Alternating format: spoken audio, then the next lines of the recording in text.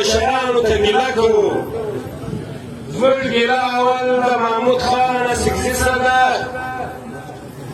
چې ټول وطن کې ستا کارکونان سته، ستا د پارټۍ دفترونه سته. موږ په ګیله ورته وایو چې ستا د پارټۍ سړی پورته سي او دغه سرکار ته دمکی ورکړي چې زه په 12 کالچې کې فوراً غواړم او ستا دا خبره در ځایه رسي. دلته د نر و بر د افغان د پښتانه نارې وایي، دلته زموږ پښتانه افغانان په سپېرو خاورو کې او بدونو کې ناست دي. سپي د دې خلکو سره خو محمود خان اسکزي ته دا وایم چې د دې خلکو سره ستا کم تعاون دی. تا د دې خلکو دپاره په جنوبي پښتونخوا کې پرلتونه اعلان کړل، یا تا په ټوله بلوچستان په جنوبي پښتونخوا کې هړتالونه اعلان کړل. شی دې نه دي کړي. نن دا ولس شپږویشتمه ورځ د ناستې تا یې اواز د لوی ځای نه دی رسولی. نو موږ تاسو په دې ګیله کوو چې فوراً اعلان وکړه، شټردور هړتالونه او پایجام هړتالونه وکړه. دا ولس وطني ته ناست دی، سترې و دروازو ته یې سترګې نیولې دي. بل مولانا صاحب ته دا وایم، مولانا فضل الرحمن صاحب ته څوک چې خوا نه بدوي، دا زموږ یو خواست دی، زموږ د دې ټولې چمن د ضلعې خواست دی چې مولانا صاحب زموږ د وطن سره بېوفایي مه کوه. ستا یو سړی په اسمبلۍ کې په چکه وول شو، لنګوټه یې لاس ول، تا په نیمه ګانټه کې ټوله پاکستان بند کړي، ټوله پاکستان کې دې هړتال وکړي. په ټوله جنوبي پښتونخوا کې دې په نیمه ګانټه کې روډونه بند کړل، هړتالونه دې وکړل. نو د ټوله پښتانه د لر و بر افغان د پښتانه د زبان مسله ده، د پښتانه د عزت مسله ده. کاروبار موږ دې سره غواړو، نه د ریاست غواړو. موږ نو دې ته دا وایو چې سپي پیل کاربندونو خوا به دي ټوله بلوچستان، ټوله پاکستان پایجام هړتال پر نیمه شپه دې بند کړي او زموږ د پښتنو د لکونو او د کورونو خلکو کاروبار باندې زموږ د کورونو د لکونو د خلکو بېعزتي کېږي.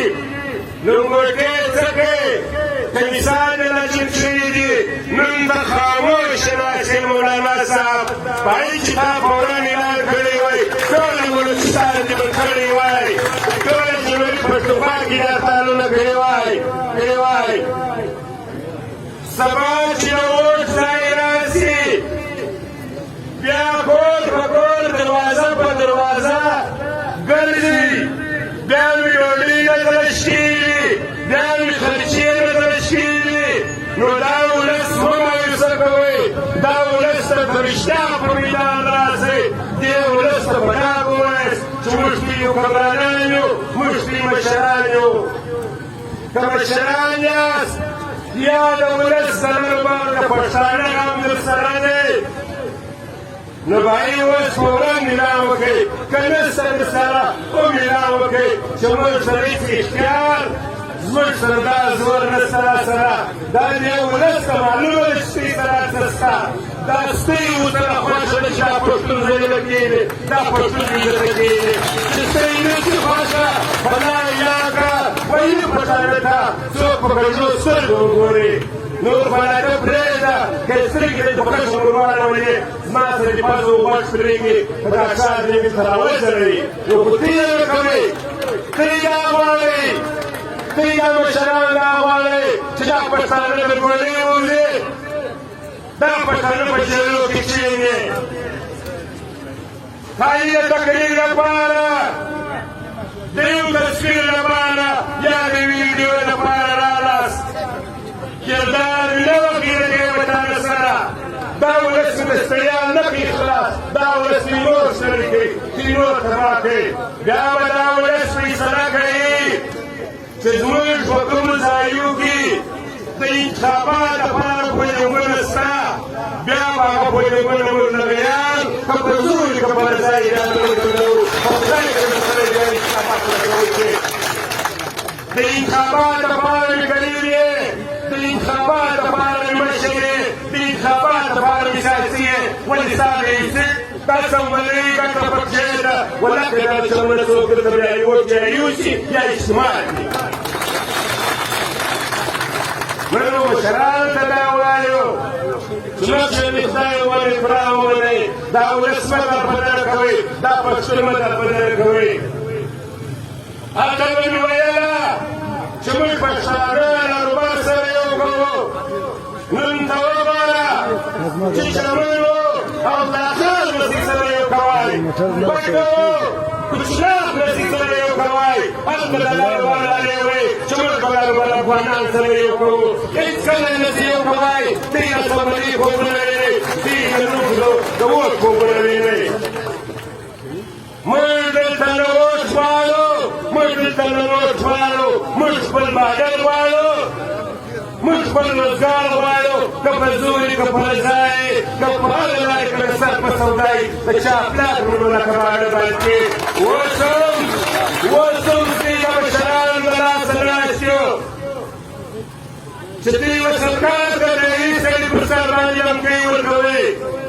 یا د یوې چکې لپاره روډونه بندوي روډونه سوځي نن په لکونو تعداد دلته ناست دی نن په لکونو تجاران دلته ناست دي نن ستاسې هېڅ خبره نشته که ستا څوک دې ووایي چې مسله دا خبره کوي بیا زه غلط یم په ډاګ ووایاست ستا وروره مشران موږ دې د انتفاع کړی دي نه دي کړی لیکن موږ له دې په بغل کې چې موږ سره دا